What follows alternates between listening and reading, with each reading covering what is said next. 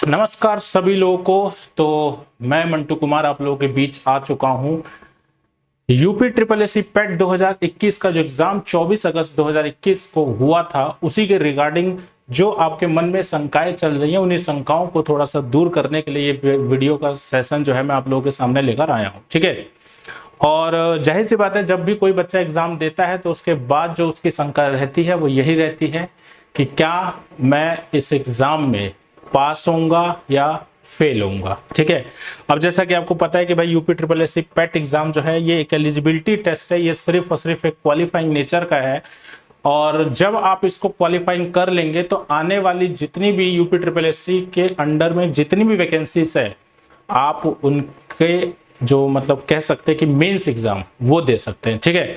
और एक सबसे बड़ी वैकेंसी जो है वो आएगी और वो होगी लेखपाल भर्ती परीक्षा, जो कि 7,882 वैकेंसी ये आयोग ने मतलब कह दिया है कि भाई इतनी वैकेंसी जो है इस बार लेखपाल में आएगी। और जो इसका संभावित जो परीक्षा का जो तारीख है वो मान के चलिए नवंबर निश्चित किया गया है कि भाई मतलब निश्चित रूप से आपका जो परीक्षा है वो लगभग मान के चलिए नवंबर में हो जाएगी।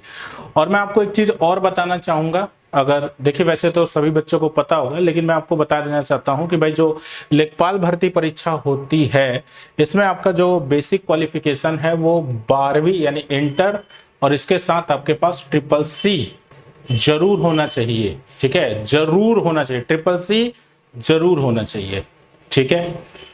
अच्छा, तो अब मैं आपको एक चीज और बता देना चाहता हूं कि जो यूपी ट्रिपल एससी पेट का जो फॉर्म है वो मैट्रिक लेवल से भरा था, मतलब कि जो मैट्रिक जो बच्चे हैं वो भी भरे हैं। यानी कि इस भीड़ में आपके समझ लीजिए कि भाई मैट्रिक लेवल से बच्चे जो हैं वो भी मतलब इस भीड़ में शामिल है। तो देखिए ऐसा भी हो सकता है, अब ऐसा मत समझिएगा कि भाई मैट्रिक लेवल का बच्चा क्या हमें पछाड़ेगा, ऐसा बिल्कुल नहीं है ना भाई। हुनर की कोई उम्र नहीं होती है और काबिलियत की भी कोई उम्र नहीं होती है, तो इसीलिए आप इस चीज में तो बिल्कुल ना रहें कि हाँ भाई एक मैट्रिक का जो बच्चा है वो आपको नहीं पछाड़ सकता, है ना। हो सकता है भाई उसके नंबर 80 आ जाए, हो सकता है उसके नंबर 90 आ जाए, है ना। तो वही है कि देखिए इस लेखपाल भर्ती में वो बच्चे तो शामिल हो ही नहीं पाएंगे, है ना, क्योंकि इसका क्राइटेरिया ही है 12th प्लस ट्रिपल सी। ठीक है। अब मैं आपको बताना चाहता हूं कि आयोग के अनुसार आयोग ने ये बोला है कि भाई इस वैकेंसी में लगभग 15 से 20 गुना बच्चों को हम लोग बुलाएंगे, मतलब मेंस के लिए, मतलब जो लेखपाल का जो परीक्षा होगा उसके लिए जितने भी बच्चे पेट का एग्जाम दिए थे, है ना, और जितनी नंबर ऑफ वैकेंसीज है उसका 15 से 20 गुना बच्चों को हम लोग बुलाने वाले हैं। ठीक है। अब बच्चों अगर मैं 15 गुना करता हूं तो लगभग, वैसे तो 1,17,000 समथिंग होता है, लेकिन मैं एक अनुमान लेके चलता हूं 1,18,000। अगर 15 गुना बच्चे बुलाए जाता है तो लगभग इतने बच्चे जो हैं आपके मतलब लेखपाल की जो परीक्षा है उसमें बैठने वाले हैं। ठीक है। अच्छा, अगर मान लीजिए 20 गुना अगर जाता है तो ये जो डाटा है ये आपका लगभग जाता है 1,56,000 के करीब में, है ना। तो वही है। हालांकि देखो मेरा जहां तक अनुमान है कि भाई आयोग सिर्फ और सिर्फ 15 गुना बच्चों को ही बुलाएगा भर्ती के लिए, है ना। 20 गुना कुछ ज्यादा ही बच्चे हो जाएंगे। तो लगभग मान के चलिए कुल मिलाकर एक मोटा मोटा अगर हम डाटा देखें तो 1,20,000 बच्चे जो हैं इस परीक्षा को देने वाले हैं। अब मुद्दा ये उठता है कि 1,20,000 बच्चे अगर परीक्षा को देने वाले हैं तो जाहिर सी बात है भाई यूपी ट्रिपल एससी पेट का जो एग्जाम बच्चे दिए हैं उसमें से 20,000 बच्चों को कहीं ना कहीं इस भर्ती के लिए पास करवाना होगा, है ना। अब पास करवाना होगा तो भाई कई बच्चों के मन में ये भी शंका चल रही होगी कि क्या हम इस भर्ती में बैठ पाएंगे या नहीं बैठ पाएंगे, है ना। अब जैसा कि आपको पता है कि भाई कई चैनल्स हैं, है ना, छोटे बड़े हर कोई जो है वीडियो बना के डाल रहा है कि हाँ इतना कट ऑफ जाएगा, हाई जाएगा, लो जाएगा, जो भी है। ठीक है।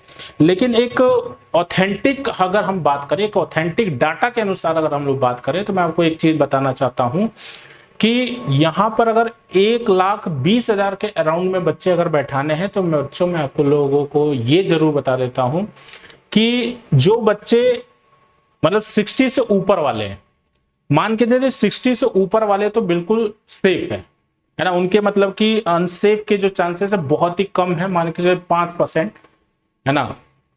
मैं इसलिए लेके चल रहा हूं क्योंकि देखिए आज की डेट में कंपटीशन बहुत ज्यादा है।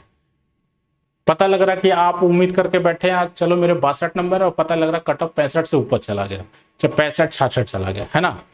तो मतलब कुल मिलाकर यह कि वैसे जाएगा नहीं, बस मैं एक अनुमान बता रहा हूं है ना। मतलब कि जो 60 से ऊपर वाले जो बच्चे हैं वो तो भैया बिल्कुल सेफ है, ठीक है। जो बच्चे 60 से नीचे हैं उनके समझ में नहीं आ रहा कि हम करें क्या हम इस तैयारी में आगे बढ़े या नहीं बढ़े, ठीक है।